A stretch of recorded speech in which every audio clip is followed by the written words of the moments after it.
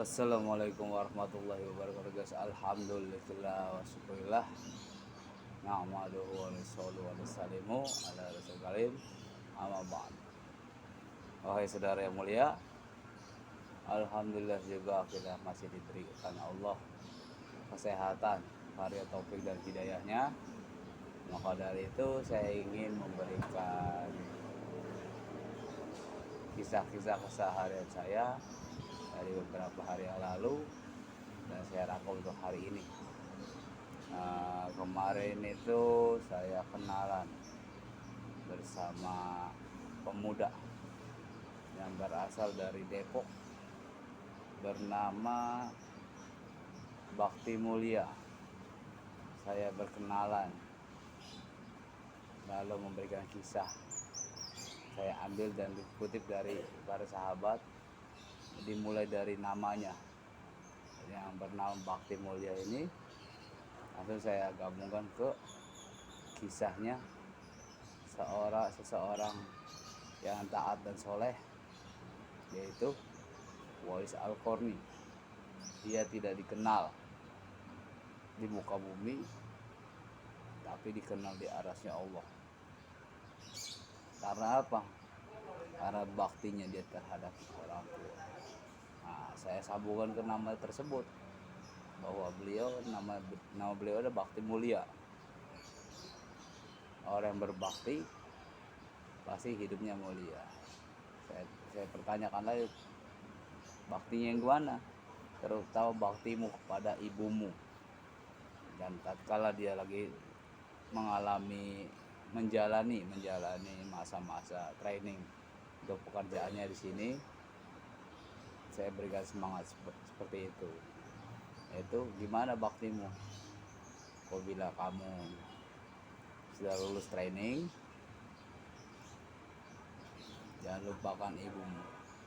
Pasti yang namanya seorang ibu itu, apabila kita tidak meminta apapun, dia sudah mendoakannya.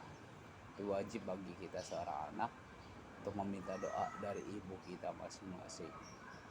Dan tadi pun setelah sholat zuhur, sebelum sholat zuhur itu kita bertemu lagi, Allah pertemukan lagi. Lalu saya sampaikan kepada dia bahwa yang namanya suatu pekerjaan itu, dari hasilnya itu bukan hasil dari kita semua, untuk kita semua. Pasti ada hak orang lain.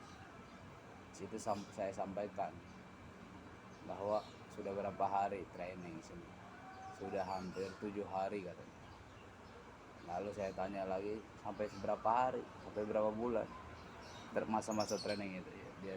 Dia menjawab katanya sampai sebulan bang. Kira-kira sebulan training baru ditempatkan sesuai domisili dia tinggal. Yaitu cabang perusahaan itu ada di Sejabodetabek guys. Lalu saya kasih semangat lagi kepada Bakti Mulia itu, anak muda itu, bahwa yang namanya ada pertemuan pasti ada perpisahan. Ya ada yang namanya ada hidup pasti ada mati. Lalu saya simpulkan ke ayat kullu nafsin za'iqatul maut. Setiap yang bernyawa pasti akan mati. Sebagaimana kisahnya Nabi Nuh dan umat serta anaknya. Saat Nabi Nuh dakwah 800 tahun, 100 tahun itu hanya dapat satu bang. Hanya dapat satu orang. Dan umat Nabi Nuh itu gak banyak, cuma 80 orang doang.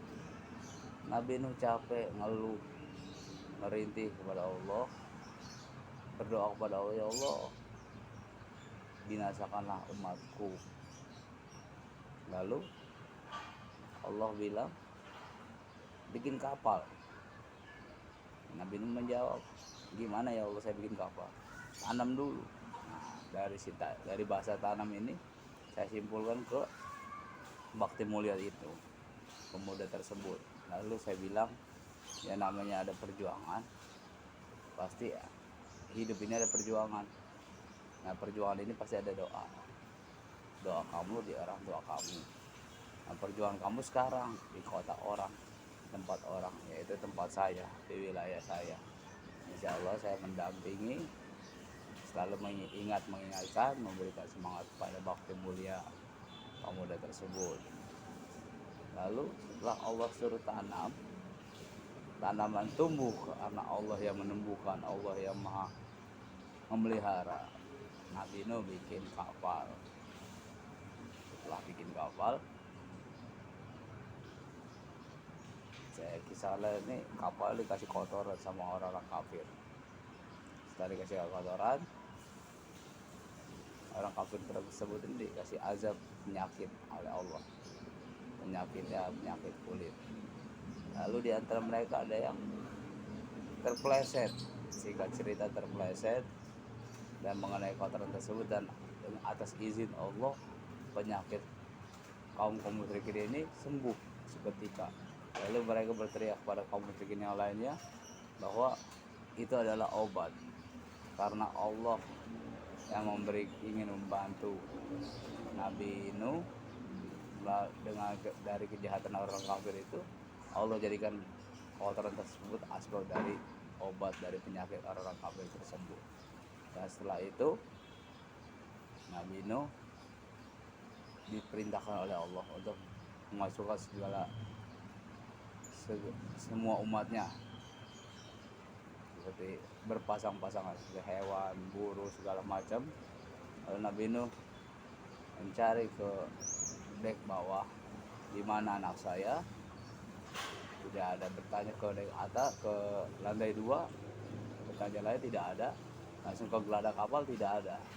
Lalu dia melihat anaknya ini, Kanaan ini ada di pohon.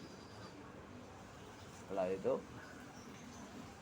ya bunaya Kanaan, ikutlah dengan bapak, istilah orang sekarang. Dan anak itu tidak, saya pengen naik ke gunung. Ini ujian besar dari Allah. Nah, tapi dia anak itu tidak mau. Lalu Nabi Nuh mengangkat tangannya berdoa kepada Allah. Ya Allah, aku kan meminta Engkau untuk mengazab orang-orang yang menentangku dalam dakwah ini. Sehingga Allah membalas doa Nabi. Ya Nuh, sungguh dia adalah bukan bagian daripada dirimu. Jadi anggap saja dia bukan bagian daripada dirimu. Jadi anaknya ini tidak Allah anggap bukan anaknya Nabi Nuh, karena menentang dakwahnya Nabi. Nah, itulah perpisahannya. Wassalamualaikum warahmatullahi wabarakatuh.